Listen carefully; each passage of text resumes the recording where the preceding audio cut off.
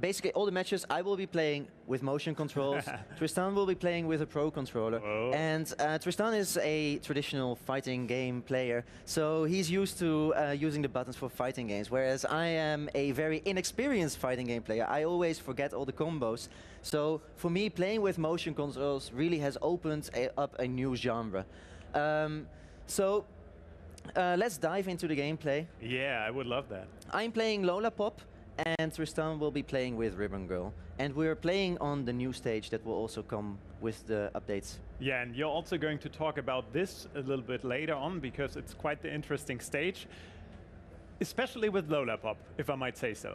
Yes, exactly, because the stage is in a zigzag shape, which means that you can really make use of the defensive capabilities of Lola Pop to inflate herself. And it's going to be difficult for an opponent to grab you through the environment because it's a zigzag. But before we jump into the battle, let's take a quick look at the 3 arms that Lola Pop will bring with her to the game. So first of all, we have the Fun Chuck. And the Fun Chuck is an arm that spins towards the opponent. And depending on your movement pattern, it will spin in a different pattern. Then next up, we have the Biffler, which is a 3-pronged vertical shot, and it has a blind effect. So if you charge your punch and you hit your opponent, it will blind the opponent shortly, which doesn't only look cool, it's also very, very useful. I love it. And lastly, we have the Clapback, which is a shield. And this is a very special shield because if you time your punch well, you can actually reflect an incoming punch towards your opponent. And if you charge the Clapback, which has a neutral property, if you charge it, you actually reflect the punch back with the charged effect of that particular punch. So you can really use it in very strategic ways. But let me first start off with the Fun Chuck and the Biffler. We have had enough talking. Right, let's get into action. If I throw the Fun Chuck in a straight from the ground, it goes in a vertical way. Whereas if I jump, it goes horizontally. And it actually will also act a little bit as a shield. For the Biffler, if I throw it and I try to hit the opponents, you can see that it has a blind effect. So that's actually really cool, and it opens up some possibilities to do a grab, for instance. So one of the unique things of Lola Pop, let's get rid of that one. Oh, sorry, Tristan. Okay. No, I'm done. So Lola Pop can inflate herself. Not only is this very good for defense, but she can actually move towards the opponent while being in guard or move away from her. Yeah. Which, especially in a narrow stage like this, can really corner an opponent quite quickly. Also, from guard, she can jump high and get hit in the air. She can jump high and do multiple dashes if you time it well. And when you jump and dash, you can inflate yourself. Oh. And you can actually block the first incoming punch, which is very similar to a kick like what Min Min has. Yeah, I always feel like this inflation is more or less, obviously it's not, but I feel like it's a bit of a taunt. Like, you jump around your enemy and then you inflate yourself. Well, what's interesting is that it really messes up the movement patterns that we're used to, because suddenly you can keep moving around and go in all these different directions while not being hit. Because when you inflate yourself, like what you saw here at the end, you block the first incoming punch.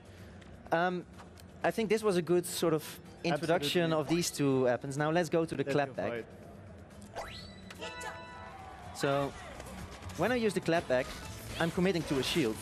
So I really have to be careful to walk around and make sure that I'm not being overtaken like this by the guards.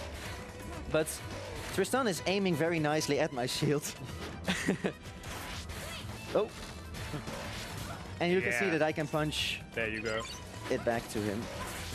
And there you could see I charged my Clapback, which meant that I could actually have the charge effects of Ribbon Girl's weapon and stun her briefly. Okay, I think we've had enough talking. Let's go for the action.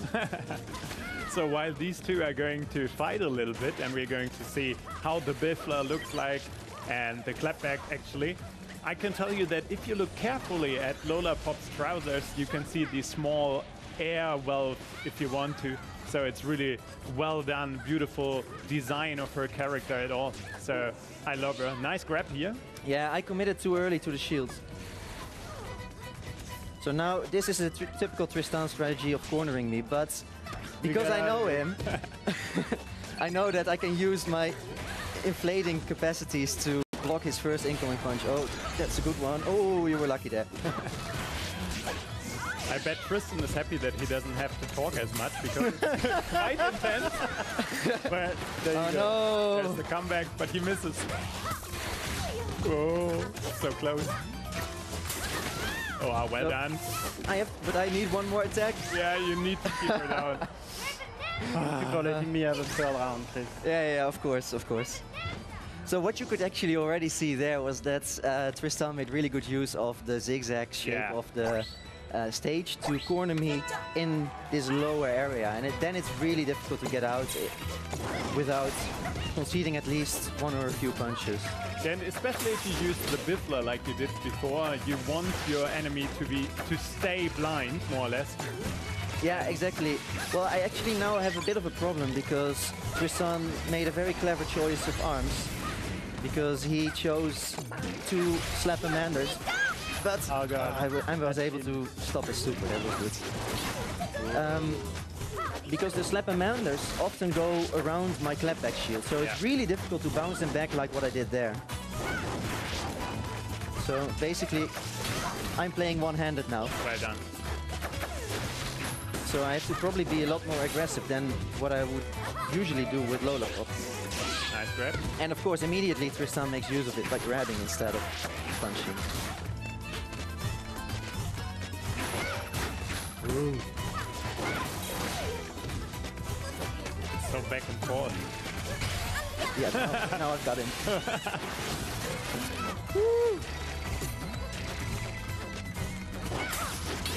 So very good. That's actually one of my favorite tricks with Lola Pop. That's because you have this inflating guard, you sort of can trick someone to come towards you, but when you jump after you're inflated, you jump higher, so it becomes really easy to jump over an incoming punch. And that way, what you could see was Tristan tried to come in, I jumped and I got over his punch, countered him and finished this round. Yeah.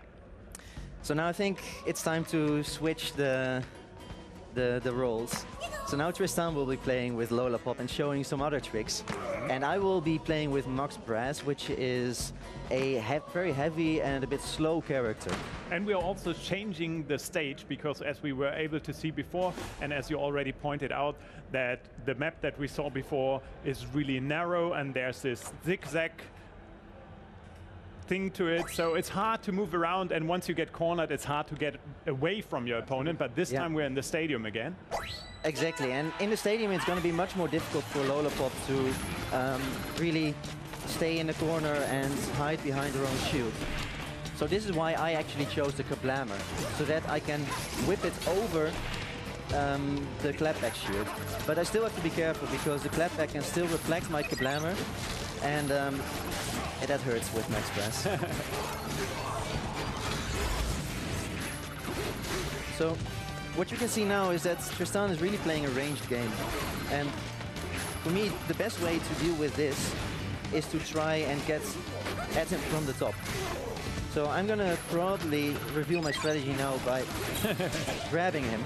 Because if I grab him, I don't run the risk of being hit by a counter. Oh, that was really lucky for me. Because the stun explosion actually stopped his super. So this gives me a big advantage actually in this fight. And what you could also maybe have noticed there was that I used this little whip around of energy around to stop his incoming punch.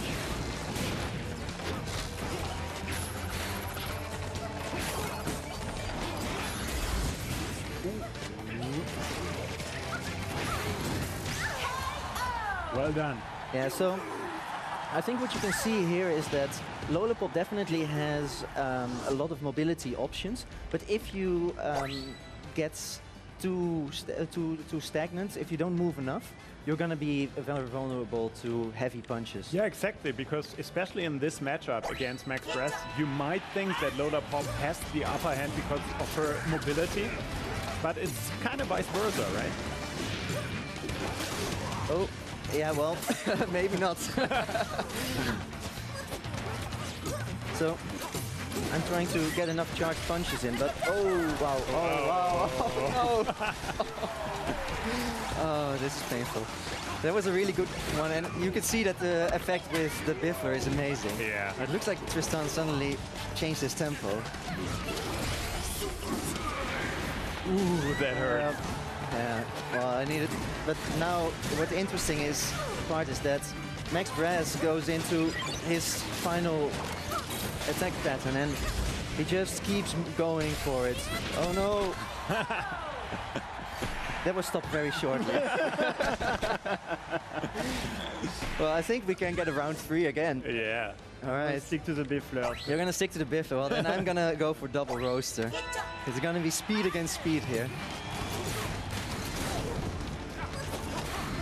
So, one thing that I find really interesting about Lola Pop is that because she can inflate herself, she basically has the defense of a heavy character with the mobility of a lighter character. So you can really see now that Tristan is using the mobility very well in this ring stage. Oh.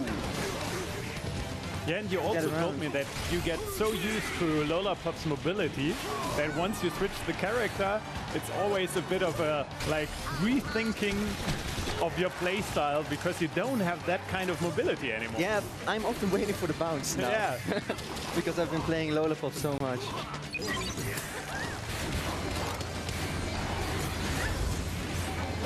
So now you can see that I'm using sort of predictive punching because I know that Tristan likes this sideways dash. Oh man, this is going to be very close. Well done. Good one. So, what do you say? One last match? Yeah. One last match. So, I'm going to allow Tristan to play with his favorite character. Which is? Min Min. Min Min. Nice. And just for the record, I've never beaten Tristan while he was playing with Min Min. Maybe it's the time. Let's see. We'll see. Let's go to the new stage again.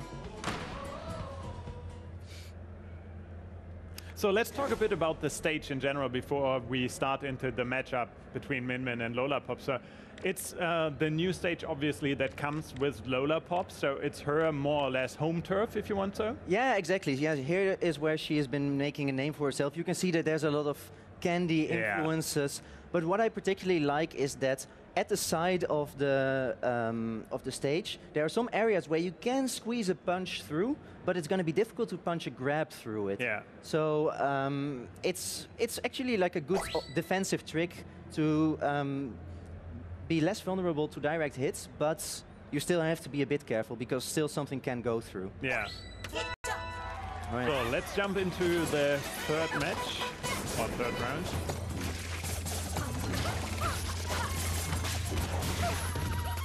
So I'm gonna use a very aggressive strategy because I have a feeling that's the only way I'm gonna beat Tristan. Yeah, you're going for the Tristan playstyle, like cornering him.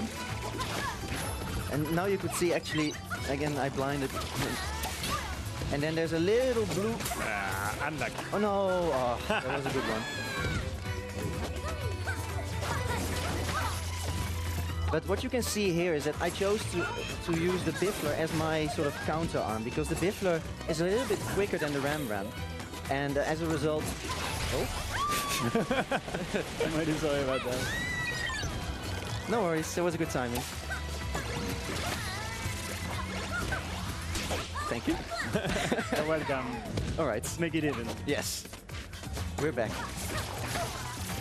So, basically you can see that I'm constantly, when he's throwing a punch, trying to counter him because it's just simply too dangerous to let him go from afar because he will curve everything around my guard.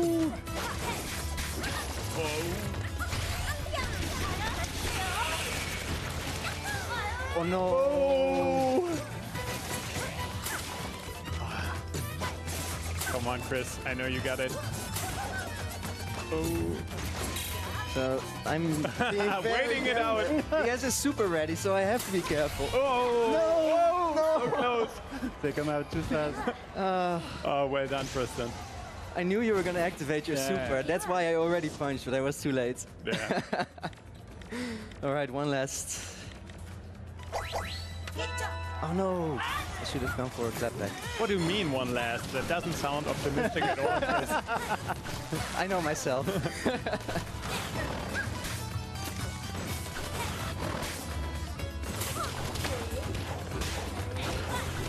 Ah. So now you can see that Tristan actually, as a counter strategy to my strategy, chose a really heavy arm, because that way he can always block the incoming bifflers that I've been throwing at him. No, this might still break my shield. Yeah, that's nice. Again, you could see there that I knew he was going to go for a grab. He knew that I was going to jump. It was just a matter of speed and reading each other properly. These milliseconds. Yeah.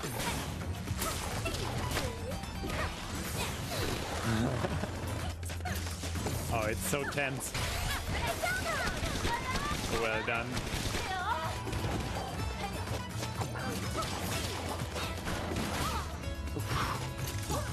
Try to keep him in that corner. Oh no, that was a good one. I was too aggressive. That grab. Come on, Chris.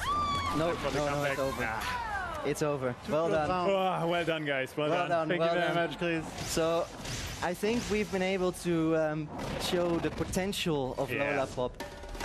What I really find interesting is that because she can inflate herself, she really has the defense of a heavy character, but at the same time, because she can use that inflation to really bounce away, she also has the mobility of a lighter character. And it's sort of like switching stance in boxing or in kickboxing. That it can really mess up your opponent's game. So look forward to experimenting and finding out all the tricks that Lola Pop has to offer in the upcoming free update for ARMS. Exactly. Soon. And whoever is here at our Nintendo booth actually on Gamescom is kind of lucky because you guys are already able to play her.